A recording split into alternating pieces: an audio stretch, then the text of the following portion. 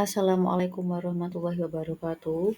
Pada praktikum kali ini kita akan melakukan praktikum lagi dengan judul ekosistem darat.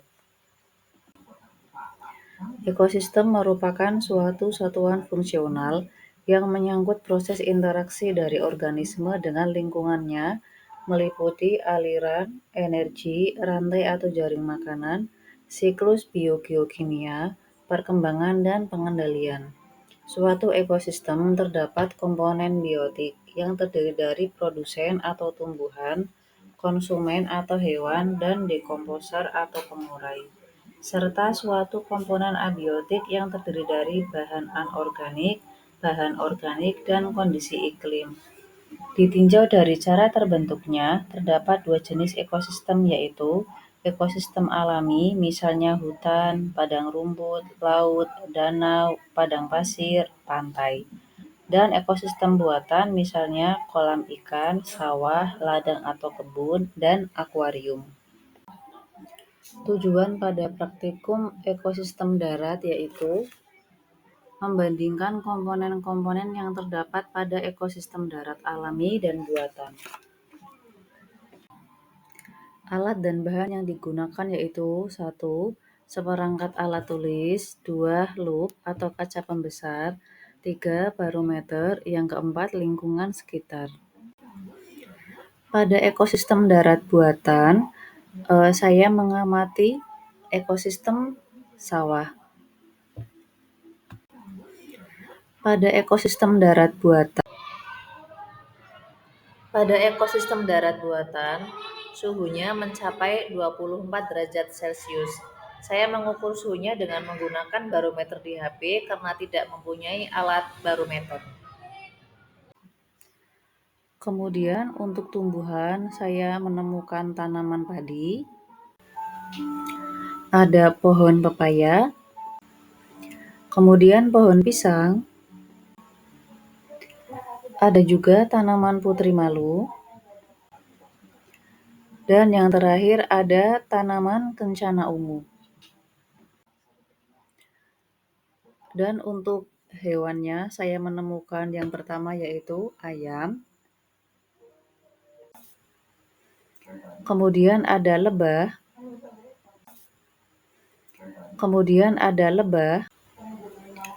ada juga burung-burung yang sedang berterbangan,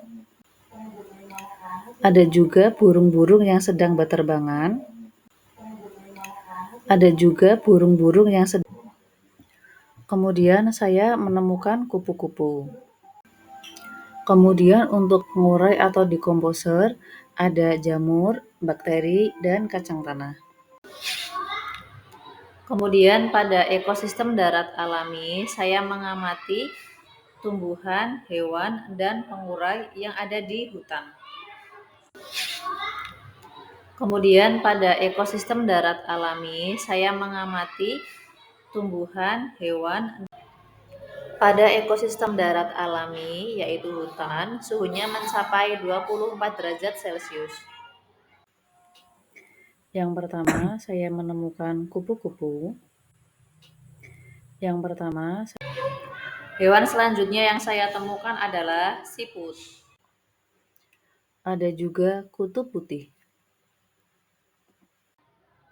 Dan yang terakhir yaitu ada ayam. Kemudian pada ekosistem darat alami yaitu hutan, tumbuhan yang saya temukan yaitu pertama ada pohon pinang, ada juga pohon pisang, ada pohon jambu, ada juga pohon kelapa, dan yang terakhir yaitu ada rumput. Hubungan timbal balik antara tumbuhan, hewan, dan dekomposer di ekosistem darat sangat penting untuk menjaga keseimbangan lingkungan. Tumbuhan berperan sebagai produsen dalam rantai makanan. Mereka menghasilkan makanan melalui fotosintesis dan menjadi sumber energi bagi hewan herbivora yang memakan dedaunan, buah, atau batang tumbuhan. Hewan herbivora kemudian menjadi makanan bagi hewan karnivora atau omnivora dan membentuk jaring-jaring makanan yang kompleks. Hubungan ini membentuk dasar bagi sirkulasi energi dan nutrien dalam ekosistem darat. Kemudian, dekomposer adalah organisme seperti bakteri, jamur, dan serangga yang memainkan peran penting dalam mendaur ulang materi organik. Mereka mengurai sisa-sisa organisme mati menjadi bahan-bahan sederhana yang dapat digunakan kembali oleh tumbuhan sebagai nutrisi. Proses dekomposisi ini membantu dalam pemulihan nutrien ke tanah, menjaga siklus nutrien berkelanjutan dalam ekosistem darat. Kemudian untuk pengurai atau dekomposer, ada jamur, bakteri, dan kacang tanah. Berdasarkan praktikum tersebut, dapat diambil kesimpulan bahwa ekosistem darat alami memiliki keanekaragaman hayati yang lebih besar dibandingkan dengan ekosistem buatan.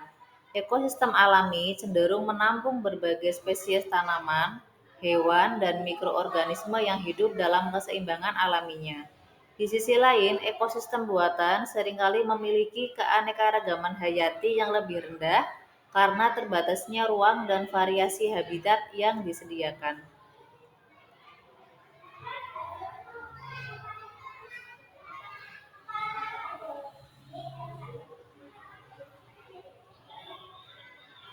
Hubungan timbal balik antara ketiga kelompok, yaitu tumbuhan, hewan, dan dekomposer pada ekosistem darat, mengilustrasikan konsep rantai makanan dan jaring-jaring makanan dalam ekosistem darat.